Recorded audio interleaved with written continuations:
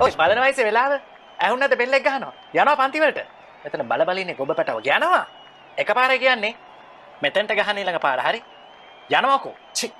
වැලමිටට තට්ටු කරාම තමයි මුගේ ටියුබ් ලයිට් පත්තු වෙන්නේ. අවජාතක බල්ලෝ. සර් මේ අපිට දැන් තියෙන්නේ PT පීරියඩ් එක. හරියට තමස කොහොමද කියන්නේ? එබ්බේ මම මෙහෙවරෙන් තමස කොහොමද PT මේ කමල් පසින්දු මෙහෙවරෙන් තම දෙන්න ඕනේ මේ නරියට මේ පාර. නරු කනවැටේ. සර් මූට පිස්සු. පිස්සුන තොට මොකද තමස කවුද මට ඔහම කතා කරන්නේ? හිටපන් වල පෙන්නන්න උඹට කවුද කියලා මම. යකෝ ආනන්දෙන් අවසර පත්‍රයක් ගත්තා තොට ඉංග්‍රීසියෙන් පුරවන්න බෑනේ. බබා මං තාත්තට එන්න කිව්වා දැන් ඔෆිස් එකේ ඉඳලා. හරි පොන්සිරි. මං සර්ගෙන් අවසර ගත්තනේ.